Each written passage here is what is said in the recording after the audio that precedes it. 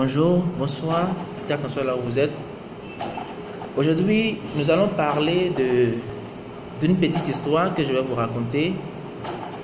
Et grâce à cette histoire, nous allons entrer dans les Écritures. Donc, la petite histoire de ce soir sera l'histoire de Samson. Beaucoup de personnes, et certainement vous avez déjà entendu parler de Samson, et nous avons souvent eu l'image de Samson comme étant un homme fort de la Bible, très fort, et nous avons eu beaucoup de dessins animés autour de la personnalité de Samson. Mais aujourd'hui, j'aimerais toucher l'histoire de Samson de façon brute et pouvoir relier l'histoire de Samson avec toutes les Écritures. Parce que chaque histoire de la Bible a un but et chaque histoire de la Bible est un message en soi. Nous avons ceux qui lisent le message de la Bible ou les histoires de la Bible et pour eux ce n'est que des histoires. Nous avons ceux qui lisent les histoires de la Bible et à qui cette faculté mystérieuse est donnée de pouvoir relier l'histoire de la Bible avec le contenu entier de la Bible, de pouvoir le placer dans le temps et de pouvoir discerner tout ce qui est caché derrière. En l'an 0, lorsque Jésus est arrivé, nous avons vu que les Juifs attendaient la venue d'un Messie. Ils ont lu des histoires. Ils ont écouté des prophéties. Ils avaient des rouleaux qui leur permettaient de pouvoir surveiller cette prophétie. Et pour ceux qui connaissent un peu la petite histoire, les rouleaux étaient lus dans le temple, dans les synagogues. Et la lecture était faite en public. Et le peuple écoutait.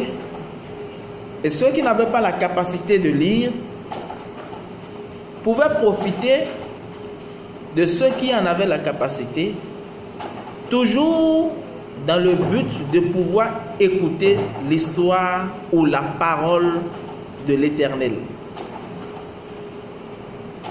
Mais malheureusement, nous avons vu qu'il y a des gens qui lisaient l'histoire et cela restait une histoire. Et donc, en lisant l'histoire et en le gardant comme une histoire,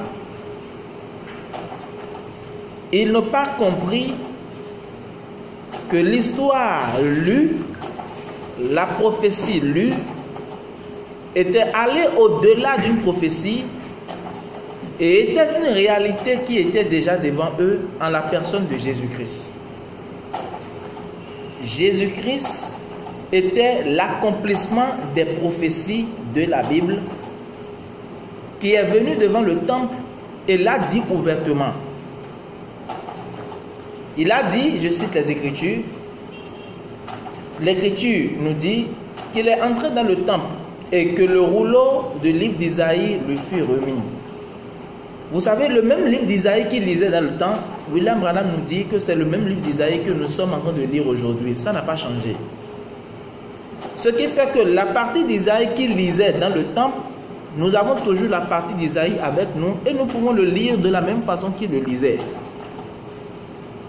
Et pendant qu'il faisait la lecture, il s'est arrêté à un moment, il a regardé l'assemblée et il a déclaré ce qui suit.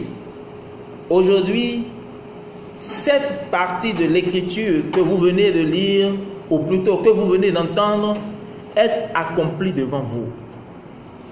Mais il fallait un discernement qui permettrait aux personnes qui l'écoutaient, donc à l'audience, à l'auditoire, de saisir que lui, parlant devant eux, était l'accomplissement de cette prophétie qui avait été donnée plus de 712 ans auparavant.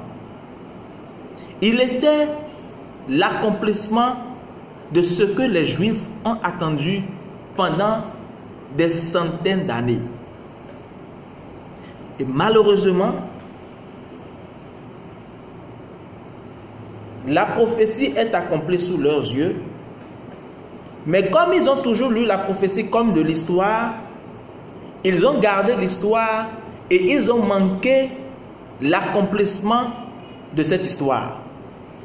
Ce qui a fait que plus de 2000 ans durant, les Juifs sont restés en Israël dans l'expectative de recevoir le Messie, mais il est venu et ne l'ont pas su. Et ce n'est pas moi qui en parle. Tout à l'heure, nous allons questionner Jésus. Et vous allez l'entendre dire de sa bouche que des prophéties que les Juifs attendaient sont accomplies, mais ils l'ont raté simplement.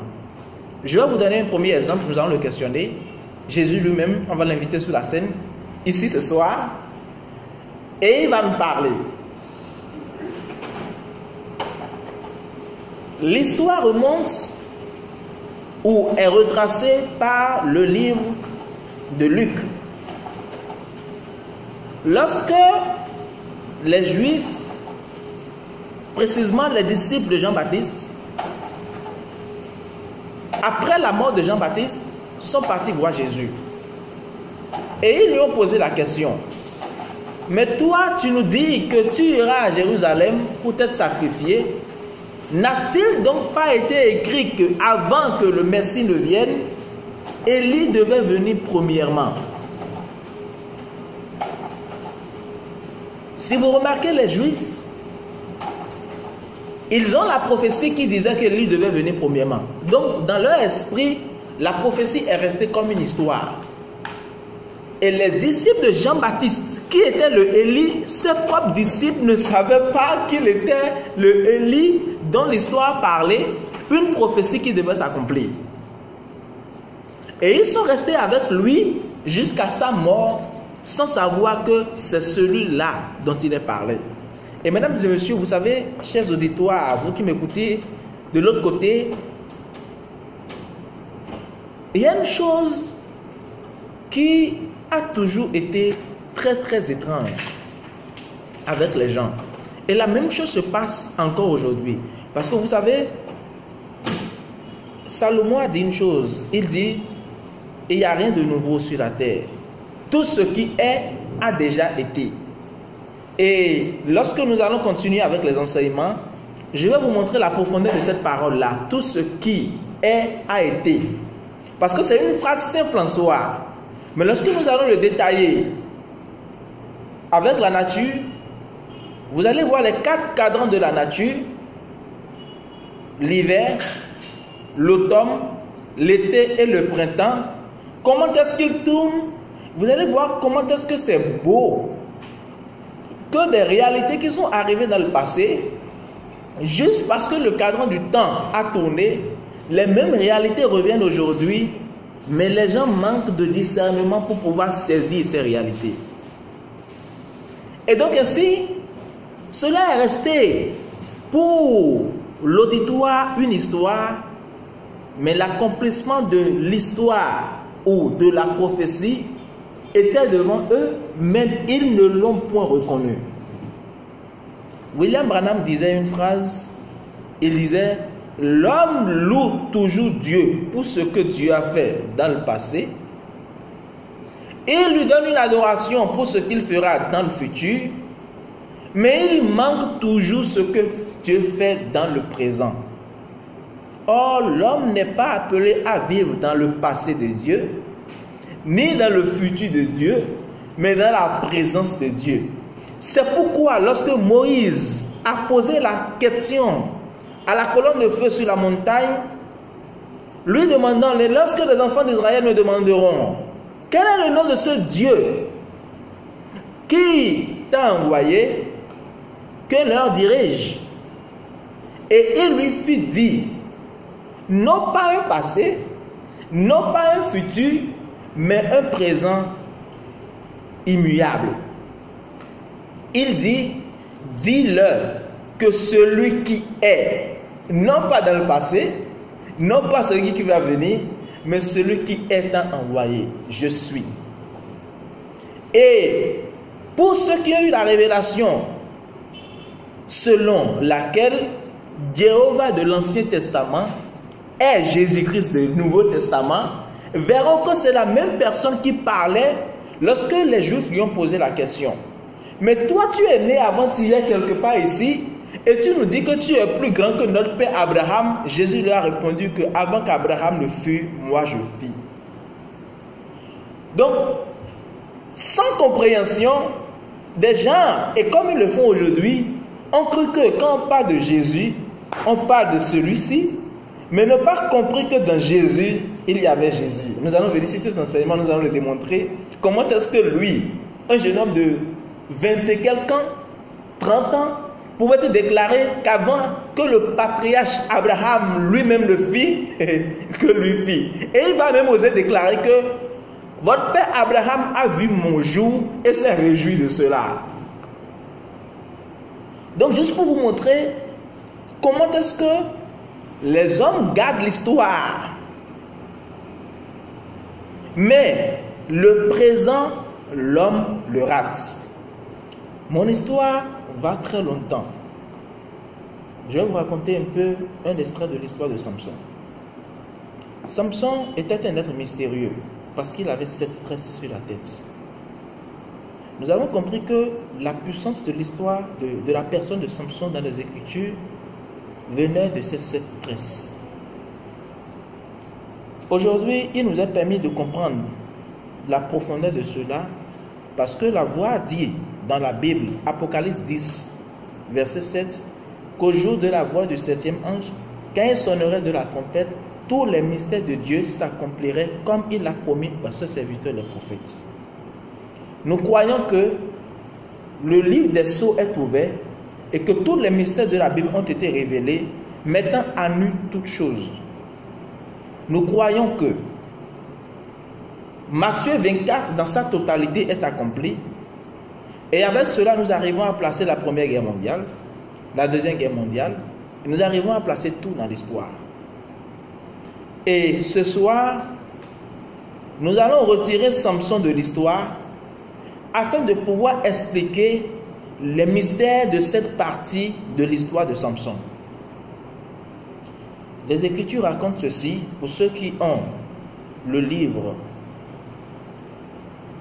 de la Bible écrite.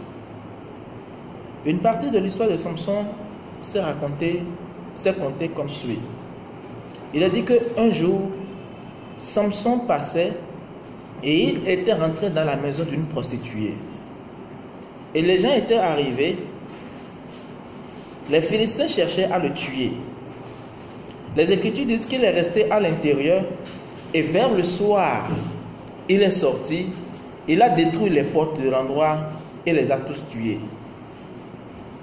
Après, l'Écriture dit que Samson découvrit une femme qu'on appelait Delilah. Delilah était belle et il alla vers Delilah. Or, les Philistins avaient eu un entretien avec Delilah, lui disant de demander à Samson quelle était l'origine de sa puissance, afin que Samson puisse être détruit. Delilah, restant avec Samson, lui posait des questions. Qu'est-ce qu'il faut pour que ta puissance soit anéantie? Elle a posé la question plusieurs fois. Samson lui a menti 3 fois. La première fois, il lui a parlé, une des fois, il lui a parlé des tresses qu'il fallait attacher. Et lorsqu'elle l'a fait, la voix a crié, Samson, Samson, les Philistins sont sur toi. Et il s'est levé simplement, la force est revenue, il les a tous tués. La femme lui dit, mais tu ne m'aimes pas. Je t'ai demandé quel était ton pouvoir, mais tu ne me l'as pas dit. Il lui a dit, lorsque quelqu'un prendra un tissu blanc et qu'il m'attachera avec le tissu blanc, je perdrai toute ma puissance. La femme a fait la chose et la voix a crié, Samson, Samson, les Philistins sont sur toi. Et il s'est levé encore, il est parti, il a combattu. Et il y avait une troisième tentative, dont je ne me rappelle pas tout de suite, en toute honnêteté, vous pouvez lire l'histoire dans les Écritures. Et la même chose est arrivée. Samson, les Philistins sont sur toi. Il s'est encore relevé avec la force qu'il a combattue. Les Écritures disaient que, à un moment donné, il a commencé par tourmenter Samson. Et de tourment en tourment, Samson lui a révélé ce qu'il en est. Il lui a dit ceci: depuis le ventre de ma mère, j'ai été consacré. Et depuis que je suis sorti du ventre de ma mère, le rasoir n'a jamais passé sur ma tête. Si quelqu'un me rase la tête, alors je perdrai toute ma puissance. Je ne serai plus rien. La femme Delilah, nous allons l'identifier tout à l'heure. Vous saurez qui est Delilah. La femme Delilah a fait cela, a mis Samson sur ses cuisses et l'a dorloté, et la tête de Samson fut rasée. Alors, cette fois-ci, la voix cria: Samson, Samson, les Philistins sont sur toi. La Bible dit ceci: Samson, ne s'étant pas rendu compte que l'Éternel l'avait quitté, a essayé de se lever comme d'habitude pour aller se battre. Mais cette fois-ci, ça n'allait pas marcher, c'était terminé.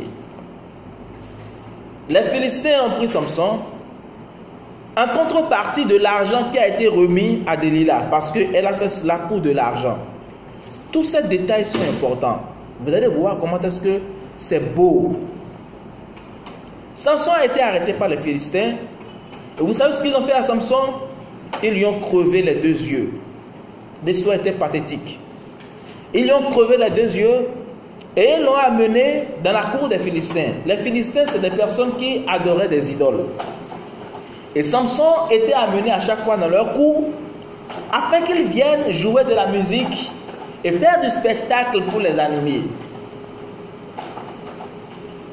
Le temps passait, il était mis dans une prison où il faisait tourner du bois et restait là.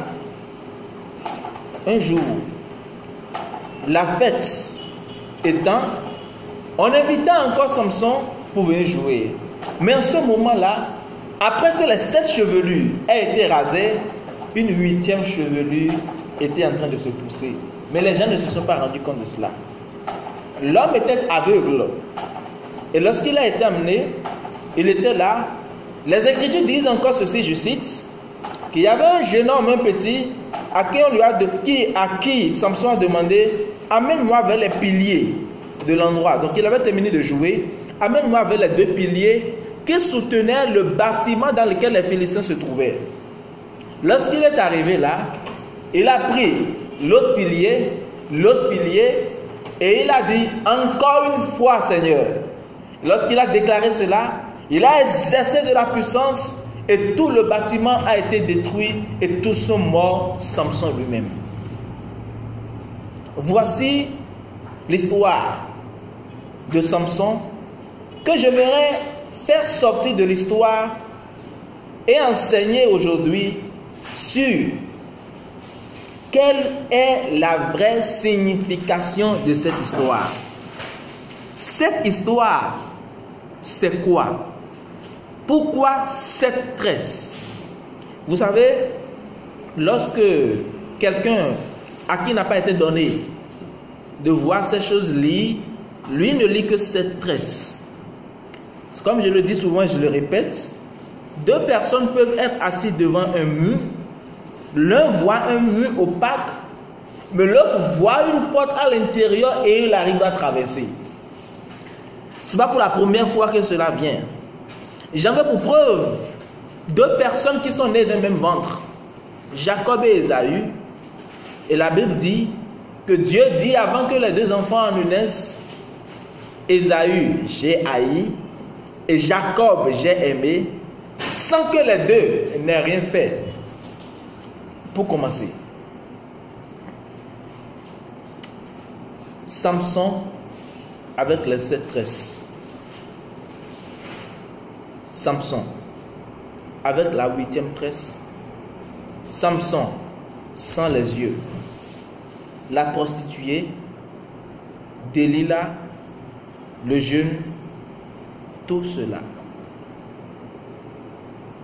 Voici l'authenticité de l'histoire.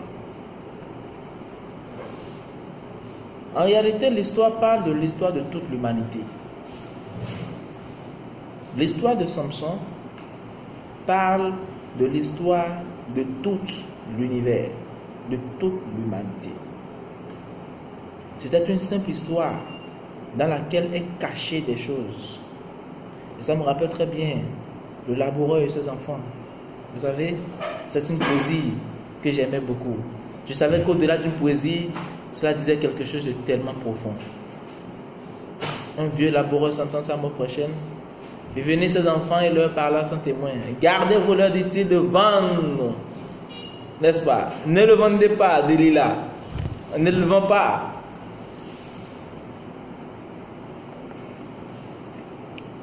Le chiffre 7, ce n'est pas pour la première fois que nous entendons parler de ce chiffre. Premier jour, deuxième jour, troisième jour, quatrième jour, cinquième jour, sixième jour. Le septième jour, Dieu se reposa. Ça, c'était dans la Genèse. C'était pas parti à 8. Le septième jour, Dieu se reposa. Et les chiffres sont en soi une science que les cultes exotériques ont essayé d'utiliser à tort. Mais tant que vous n'avez pas la connaissance vraie des choses, vous faites de la présomption. La définition du mot présumé veut dire s'aventurer, c'est-à-dire s'avancer sans aucune autorité. La mathématique a un sens plus profond que l'homme ne peut le penser. Nous l'avons dit, et je l'ai toujours répété, l'homme n'a pas inventé les mathématiques. L'homme est venu découvrir les mathématiques. C'est pourquoi des parties de son corps expriment de la mathématique. 2 yeux, 2 oreilles, 2 testicules, 5 doigts. Qui a compté ces choses-là? L'homme est venu découvrir.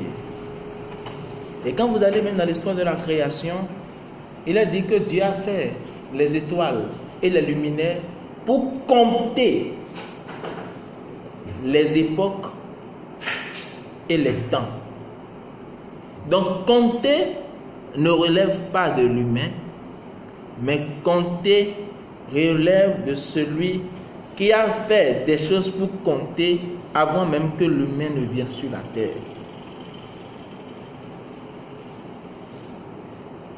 Donc nous allons attaquer directement l'histoire de Samson. Le dernier disciple de Jésus, c'était Jean. C'est Jean qui a vécu et qui a écrit le livre de l'Apocalypse. On avait essayé de le tuer, mais ça n'avait pas marché. L'histoire ramène qu'on l'avait jeté dans l'huile, mais il n'était pas mort. L'huile chaude, mais il n'était pas mort.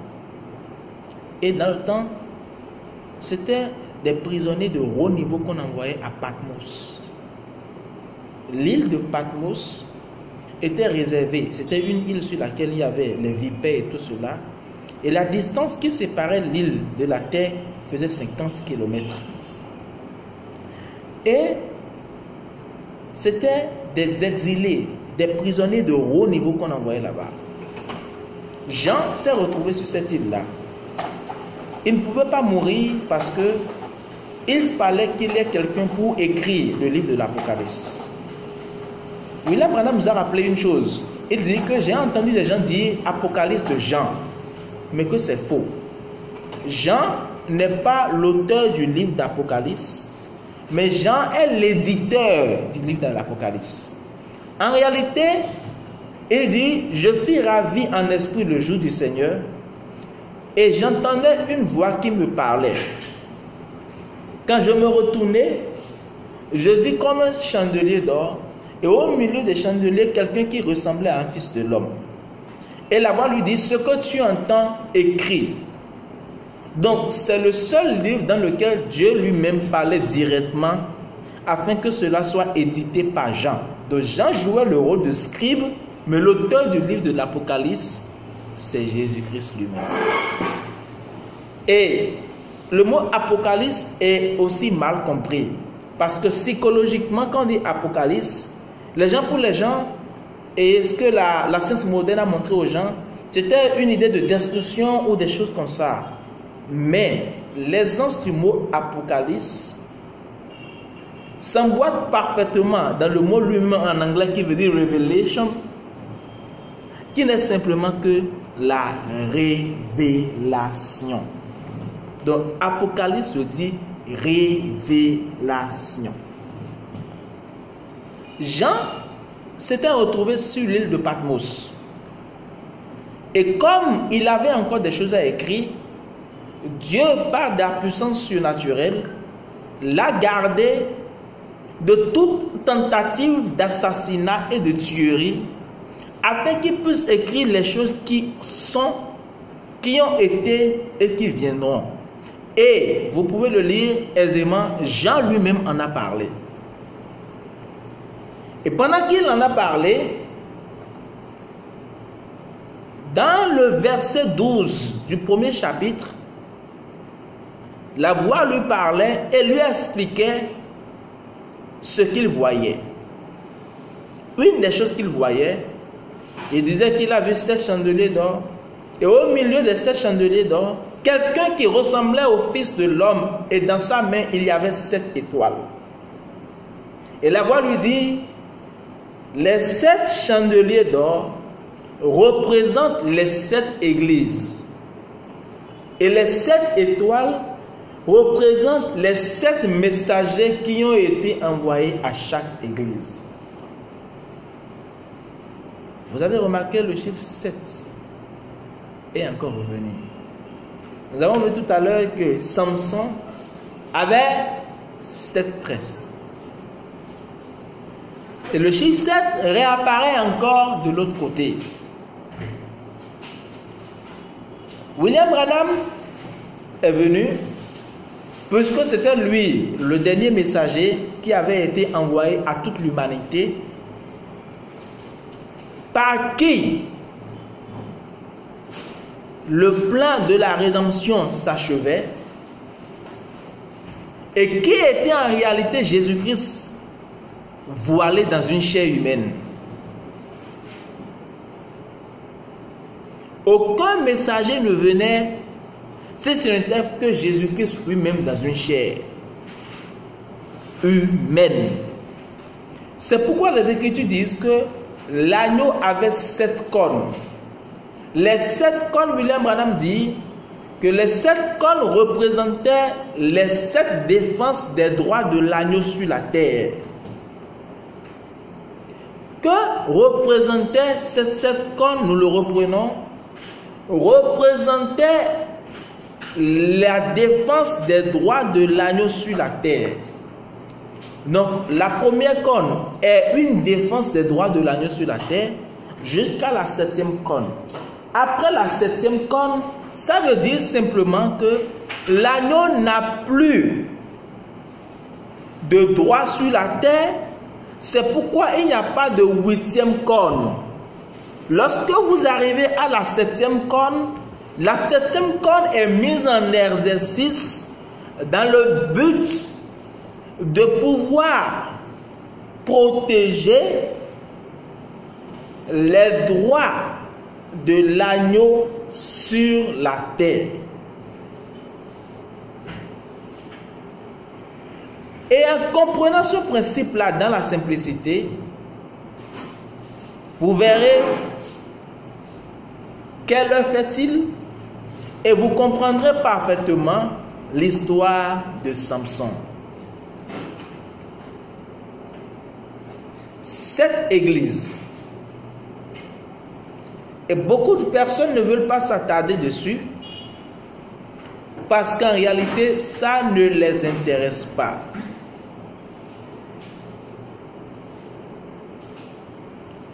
Ainsi, les 7 étoiles qui étaient dans la main de Jésus-Christ étaient les 7 messagers qui ont été envoyés à chaque âge.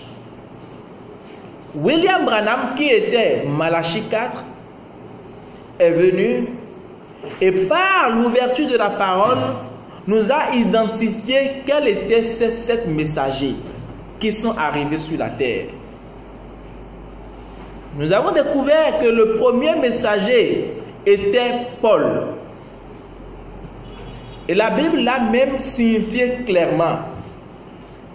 Parce que Paul a déclaré, moi, Paul, j'ai été envoyé aux nations. Et lorsque nous avons suivi, nous avons vu qu'après Paul, il y avait Irénée. Après Irénée, il y avait Martin. Après Martin, il y avait Colomban. Après Colomban, il y avait Luther. Après Luther, il y avait Wesley, John Wesley. Et après John Wesley, il y avait William Marion Branham qui était le Élie de Malachie 4 qui devait venir pour les défenses des droits de l'agneau sur la terre, car il était la 7e corne. Ainsi, le